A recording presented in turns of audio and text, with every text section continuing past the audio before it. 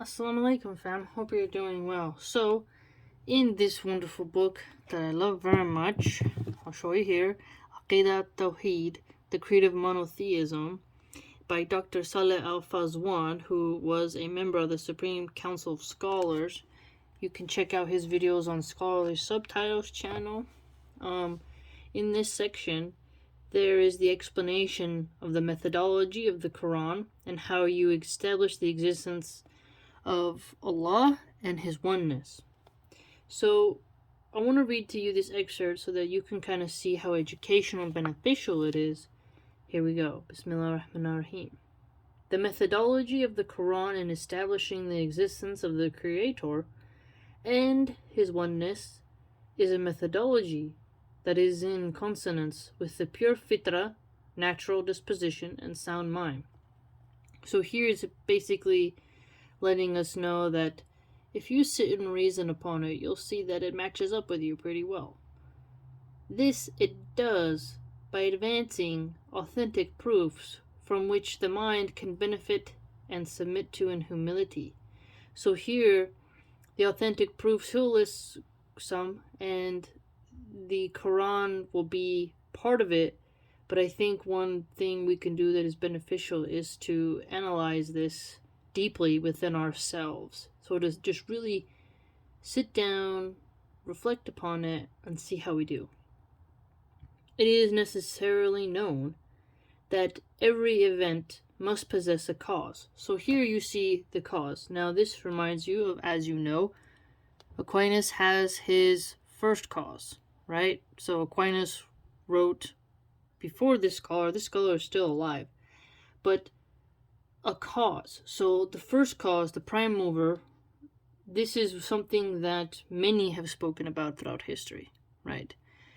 Many people who are wise have realized that there has to be something. Regardless of what David Hume and others have said, we recognize the fact that we need to have something that creates it.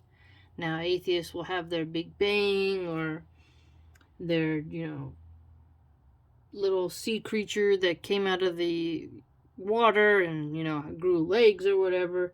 But for us, we have a totally different type of way of looking at it. So Allah would be our cause of existence, caused us to come into fruition by His permission, right? This is an issue that is instinctive and necessarily known. So here, he contends that instinctive, obviously our fitra, will recognize that we must have a cause, right? That we are here because someone caused us to be here, besides our parents, right? Our soul is really unique. And that it's necessary that God exists because we are here. We exist in this dimension. We're on this planet. We have all these wonderful gifts about us. So necessarily, within us and our fitra, we will recognize that we are here because there was a cause that started our soul to come into our bodies, right? The whole process of growing in the womb, coming out, dying, a cause, and a necessary cause, right? If a kid is beaten by someone and he, being blind, is unaware of the personality, he would say, "Who beat me?" If it is said to him, "Nobody has beaten you," his mind would never agree. Exactly, so he basically here, if you see someone who's blind, right? They're a kid, and they're like, "Hey man, I may not be able to see the personality, like the person's eye color, their hair color, maybe not even know their name, but I can totally feel, and this physical reaction, like someone's beating me," and he would not accept that it's just not happening to him, right? What's unique about this example is that life can kind of feel like it's beating you, right? Life is a test and trial. It's difficult. It's not some smooth sailing all the time. There's ups and downs. So this must have a reason, a cause. You're here on this planet. Your mother didn't just suffer to bring you for nothing, all that pain for nothing? There's a cause, a cycle. It may be out of our, realm of our ability to grab onto and put into a scientific test in a laboratory, but as he mentioned, our fitra would help us in recognizing that there's a cause and an effect. There is a first moving thing that happens to where we then say, hey, I'm here. So a sequence of events, it almost sounds like he's saying, right? If he is told so-and-so beat you, he would cry until he is opportune to beat the person in revenge. This is why Allah, the Most High, said, here's a Qur'an verse here for us, 52:35. Were they created by nothing, or are they themselves the creators? So here what I like about this one is that, okay, atheists will say, we don't call it nothing, we call it matter, they'll say. Stardust. A bunch of cells and molecules, atoms coming together and having a sequence of events that leads to one type of growth, right? An adaptation to the environment. But if you notice, we cannot necessarily replicate that. They think like because they can create cloned meat, they can clone, that somehow means they're these creators. But if you think about it, they cannot just out of the blue create a human. They have to take from what Allah Azza already created. Do you notice that? So if they want to clone a chicken, they gotta go get a chicken and clone it, and they say, oh, we created this chicken. But Allah has already decreed that the chicken exists in our cosmos, in our reality, in our galaxy, in our dimension, that, we can even take from it. Do you see what I'm saying? If you go into a lab and say, create me, a chicken right now, they don't really have that technology that they could just grab and create. They must take from what Allah has already put in Earth, right? They can't go to Mars and just say, I'm going to create out of nothing. They'd have to wait, as they would put it, for millions and millions of years. But even then, even if they found out the ingredients in us, every single aspect that makes a human, they couldn't just go and create a human like that on Mars that we know of. The military is working on that, trying to, create different types of soldiers, engineer human consciousness, harness it, they have that, but we are not really creators in that sense. And we come from something obviously spiritual, but even scientists who must clone and pretend to be creators, they don't just take from nothing. They take from something that already exists. And Allah was the cause that caused us to exist.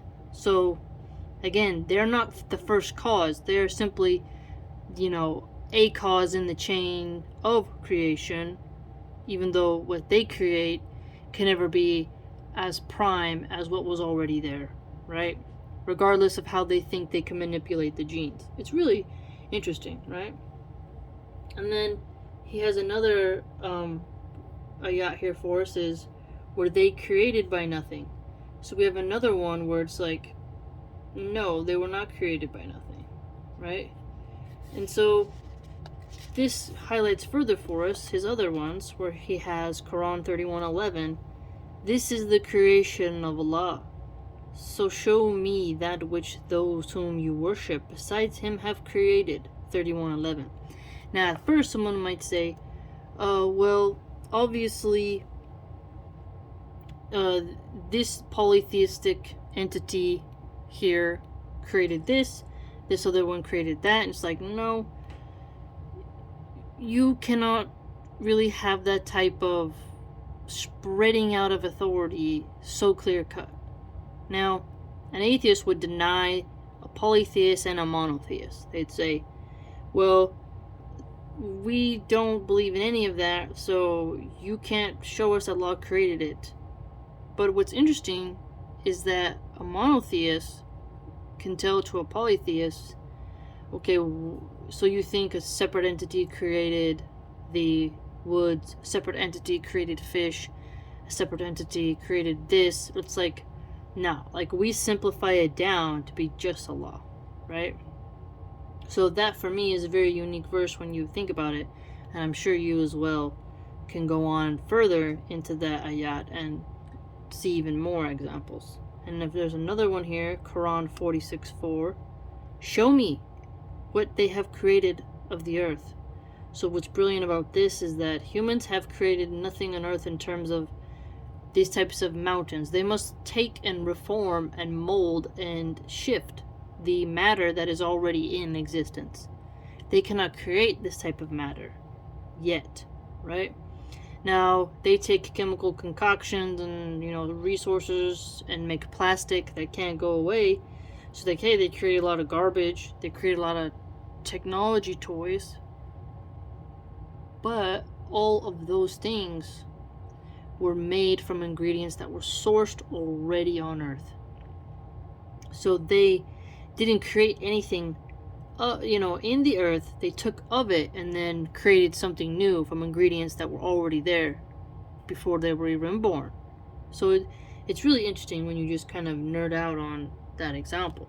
I'm sure you as well can dig on it too. There's another one here, Quran 13:16, that he cites.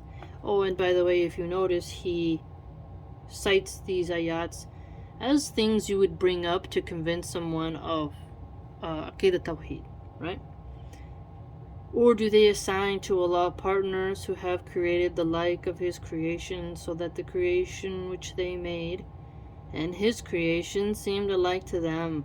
Say, Allah is the creator of all things. He is the one, the irresistible. So what I like about this is that it again solidifies His creation. No partners. So that ayat touches on Tawhid. It touches on monotheism. It's explaining over repetitively, in a sense, right? There are no other beings who have authority over you to control anything, to create anything except Allah. Everything must happen by Allah's permission. He has no partners in authority. So if you need something, you ask Allah. You want to thank someone, not someone, but you want to be thankful, thank Allah. That's the point as I get from this one, is that all praise is due to Allah subhanahu wa ta'ala. All authority is upon His decree in His realm, not anything else. So don't go to the witches, don't go to the jinn masters, don't go to your boss. You need something, you go directly to Allah, because He has all the authority, sole authority.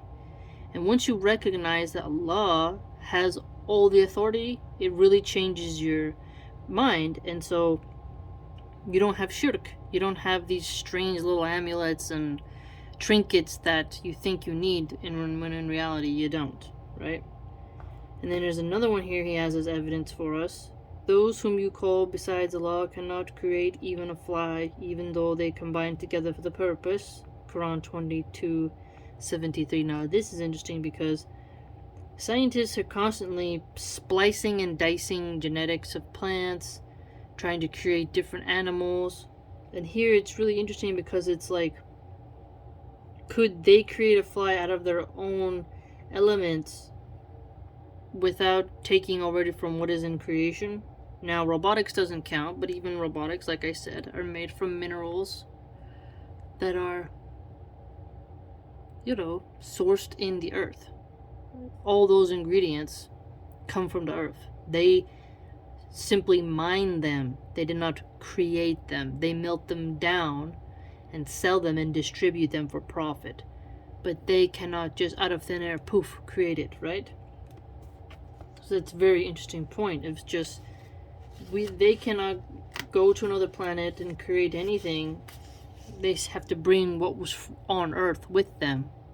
So you see what I'm saying? So even if they went to another planet, they're still going to need to bring the ingredients that Allah had already put on the Earth. So they're not really creators. They're just transferring products from one planet to another and manipulating the matter into something else, right? So they're sculpting a new form of reality in genetics, but that doesn't mean they're the first cause manufacturer, in a sense. those whom they, the polytheists, pagan, idolaters, etc., invoke besides Allah, have not created anything, but are themselves created. Qur'an 16:20. Now this one is powerful as well for the authority of Allah, because even in the polytheistic pantheon, there will be an entity that has more authority and domain than others. And so why are you going to go around to the minors when you can go to the major? And if Allah is the Most High, He is the major. There is no others. So they are totally under His dominion. They are submitting to Him regardless of how much they're allowed to rebel in the realm they think they can. They are still under the authority of Allah. And they can't even create something as similar to a fly. They are created. So they are not the originators. Allah is their originator. You see, so it's really interesting when you sit and reflect upon it, because an idolater goes to a silly statue that was created by human hands and the human is created, right? Even in a polytheistic pantheon, there's one entity who's the strongest. So people had a brain, they'd be like, we'll always just stay with the major if you actually want to have safety. If you're going around with the minors, they can't help you. And I think the example of the Greeks and the Romans and their mythology, that was actually a good example of, if you look how mischievous all of those entities are, you begin to see the just total chaos of having divided authority. And they were created from something. They came from Gaia, they came from, Okeanos. They have this whole mythology, and it's just like, there seems to be all this backstabbing and going back and forth, and it just doesn't seem to work. And everyone's afraid of Zeus, but Zeus can be undermined by his own children. Do you see what I'm saying? So it's quite strange. And here it says also, Qur'an 16:17, is then he who created as one who creates not. Will you not then remember? This one is like potent as well, because it says, will you not then remember? So it's like asking us to remember. And when someone's pushing you to remember, you can get irritated, or you can actually try to think, if what comes after has authority, obviously what came first has the most authority. So what came first and caused the others should be worshipped instead of what came after. So Allah is absolute. No children, no partners in authority. That is who creates, and we need to remember that. It's really interesting how he cites all these ayats for us to remember creation, right? Authority. Nothing else can create. We get confused on creation, like I said, because of the way material items within our realm can be manipulated and manufactured into another creation. You take clay, you make a pot, we think we're creators. We're doing something, but it's not the same. And robotics still cannot resemble human consciousness, no matter how much they study the human brain and try to map that onto AI, right? It'll still always be something that was created by the hands of humans, and therefore it's secondary, and it cannot be worshipped the same, no matter how they want to create a supreme computer program to then rule calculatedly, quote-unquote, logically, the universe, which will definitely fail, because emotion, mercy, some of these things, these ethics cannot be coded necessarily, no matter how hard they're trying to make a computer be able to weigh, that degree of morality. It's really interesting. So, again, he's citing for us how these are some ayats that we can use as a methodology of establishing the existence of Allah and His oneness. So all of those spoke about creation, and there is no entity besides Him. and you cannot create something and we are secondary, and nothing has been created on earth by our will. We don't create trees, we plant trees. You see what I'm saying? We make plastic, it's filling up the garbage, but still all the elements we use were already here. We just played with them and changed them into something else, right? It's really deep to think about. What do you think?